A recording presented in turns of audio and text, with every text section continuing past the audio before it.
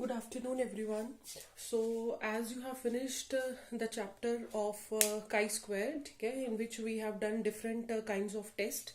Now, the next chapter is the measurement and scaling. It is your sixth chapter, so it's also very important in your unit 2.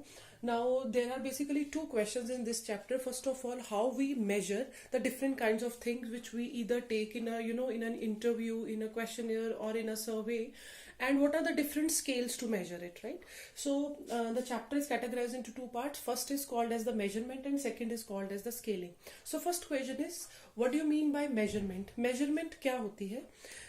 Measurement as simply defined what it intends to measure, right?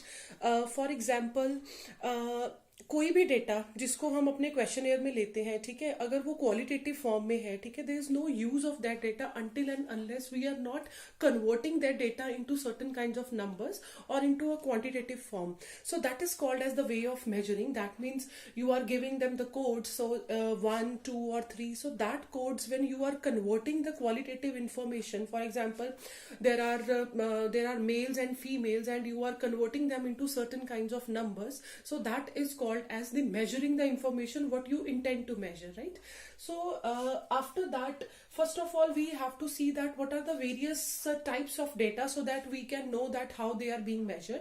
So there are four types of data. First is called as the nominal data, second is called as ordinal data, third is called as interval data, and fourth is called as ratio data. So nominal data ये हम पहले भी कर चुके हैं जब हमने questionnaire करना था, जब हमने डिफरेंट टाइप्स ऑफ क्वेश्चंस किए थे, ठीक है. नॉर्मल डेटा का मतलब होता है जहां पर आपका जो इंफॉर्मेशन आप कलेक्ट कर रहे हो उसका पर्पस सिर्फ काउंटिंग है, ठीक है. मतलब जहां पर जो नंबर्स हैं वो किसी भी तरह की वैल्यू का पर्पस सॉल्व नहीं करते हैं, वो सिर्फ काउंटिंग का पर्पस सॉल्व करते हैं, तो that is called as the nominal data. So simply the numbers are given to code the information, it is called as the nominal data. For example, अगर मैं ये लिखूं कि एज जो है, एज में मैंने 15 से लेके 20 से लेके 25 से लेके 30. सो चाहे मैं इसको 1 कोड करूं, इसको 2 करूं, या इसको 3 करूं, या इसको 3 करूं, इसको 2 करूं, या इसको 1 करूं, that will not differentiate anything because I want to count that how many persons fall into the different category. It is called as nominal data. Second is the ordinal data. Ordinal data का मतलब होता है जहां पर number जो allot किए गए हैं वो एक पर्पस सॉल्व करते हैं रैंकिंग का. That means the number 1 is always preferred to be the highest number than number 2. That means अगर मैं आपको ये कहूं कि यहाँ पर 3 तरह की बुक्स हैं, book A, book B, book C, ठीक है. सो इसको अगर मैंने 3rd नंबर दिया, इसको मैंने 1 दिया और इसको मैंने 2 दिया, दैट मीन्स मुझे बुक C सबसे ज्यादा पसंद है because I have coded it as 1, और इसको मैंने 2 कोड किया, ये दूसरे नंबर पे है, और इसको मैंने 3 कोड किया, that is on the 3rd number, ठीक है. So where the number serves the purpose of an order, it is called as the ordinal data. Third is the interval data. Now it is little bit higher than the nominal and ordinal data, जहां पर आपका जो distance है वो 2 number के बीच में वो same रहता है. It is called as the interval data, ठीक है. यहां पर जो है हम डिस्टेंस को मेजर नहीं कर सकते कि आपका एक नंबर का दूसरे नंबर से कितना डिस्टेंस है, but in case of interval data, for example, अगर मैं आपको ये कहूं कि 8 बजे और 10 बजे के बीच में 2 घंटे का गैप है, तो 1 और 3 के बीच में भी 2 घंटे का गैप है, ठीक है. तो दैट मीन्स जहां पर जो डिस्टेंस है that remains same, it is called as the interval data. For example, अगर शिमला का टेम्परेचर 15 है, दिल्ली का टेम्परेचर जो है वो 30 है, ठीक है, तो मैं ये कह सकती हूँ यहाँ पर कि जो दिल्ली का टेम्परेचर है वो शिमला के टेम्परेचर से क्या है, शिमला के टेम्परेचर से वो 15 डिग्री ज्यादा है, ठीक है ना. बट मैं ये नहीं कह सकती कि ये 2 टाइम्स ये वार्मर है इससे, ठीक है. आप टाइम्स में इसको क्वांटिफाई नहीं कर सकते.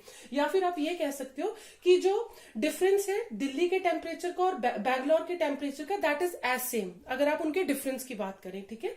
सो इंटरवल डेटा का मतलब है जहां पर हम किसी चीज के डिस्टेंस की बात करते हैं वहां पर हम इसको इंटरवल डेटा बोलते हैं, बट यहां पर there is an absence of 0. आप ये नहीं कह सकते कि अगर कहीं पर कि टेम्परेचर जो है वो 0 है तो 0 का मतलब है देयर इज नो टेम्परेचर, ठीक है. तो ये नहीं कह सकते कि temperature will be 0 in that case. So in case of interval data आपका जो डिस्टेंस है, डिफरेंस है, वो आप कंप्यूट कर सकते हो, but there is an absence of 0. Last one is called as the ratio data. So ratio data carries all the features of the three: nominal, ordinal and interval, and it is considered as the better one or the best one because there is origin present, there is distance present, and there is order present. ठीक है, and there is a presence of zero. For example, कोई भी आपने as major करनी है, height measure करनी है, wait measure करना है, then it is called as the ratio data. For example, अगर मैं ये कहूं कि weight of 80 kg person, that is double than the weight of 40 kg, so zero means no weight here. ठीक है, so where you can make a comparison of something, then you will go for the ratio data. So this is the different types of data, right?